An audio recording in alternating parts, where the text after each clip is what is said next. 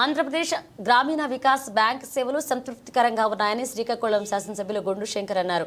ఆంధ్రప్రదేశ్ గ్రామీణ Vikas bank employees union officers association సభ్యులు సంయుక్తంగా బుధవారం శ్రీకాకుళం నగరంలో ఫంక్షన్ హాల్లో నిర్వహించిన సమావేశంలో ముఖ్య అతిథిగా పాల్గొన్నారు. శ్రీకాకుళం నియోజకవర్గ శాసనసభ్యులు గొండు శంకర్ మాట్లాడుతూ ఆంధ్రప్రదేశ్ గ్రామీణ Vikas bank golden Jubilee celebrations జరుపుకోవాలని సంతోషంగా ఉందని, సామాన్య ప్రజల నమ్మకాన్ని పొందుతూ ఖాతాదారులకు విశిష్ట సేవలు అందిస్తూ మంచి గుర్తింపు వచ్చిందని బ్యాంకు సిబ్బంది అందరికీ అభినందించారు.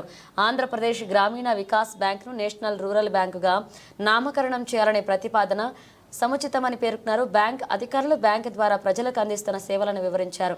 ఈ కార్యక్రమంలో బ్యాంక్ అధికారులు, సిబ్బంది తదితరులు పాల్గొన్నారు. ఈరోజు కేంద్ర మంత్రి గారు అలాగే రాష్ట్ర వ్యవసాయ మంత్రి గారు అచ్చెన్నాయుడు గారు కూడా రావాల్సి ఉంటుంది. కానీ అక్కడ పిఎం గారితో లైవ్ ప్రోగ్రామ్ బాగా డిలే అయిపోయినందువల్ల రాలేకపోయినప్పటికీ కూడా నాకు చెప్పారు, మా తరఫున మెసేజ్ ఇచ్చి త్వరలో మళ్ళీ మేము కలుస్తాము, ఒకసారి ఏదో సందర్భంలో మీటింగ్ పెట్టి కలుద్దామన్నారు. తర్వాత ఈవినింగ్ లీడర్స్ అందరితో కూడా కలిసి ఈ బ్రోచర్ ఏదో ఆవిష్కరణ కూడా ఆయన చేస్తామని కూడా చెప్పారు. 7 o'clock ఇంటి వద్ద మనకి ఆయన అపాయింట్మెంట్ ఇచ్చిన వల్ల ముందుగా ఈరోజు October 2 గాంధీ జయంతి సందర్భంగా అందరం కూడా మరొకసారి శుభాకాంక్షలు తెలియజేసుకుంటూ, గాంధీ జయంతి రోజు 1975 October 2 ఇది స్టార్ట్ అయ్యి దినదినాభివృద్ధి చెందుతూ మ్యాక్సిమం అంటే ఒక్క శ్రీకాకుళంలో మోర్ దెన్ 90 బ్రాంచెస్ ఉన్నాయంటే నేషనల్ వైడ్ బ్యాంక్స్ కూడా ఇన్ని బ్రాంచెస్ లేవు.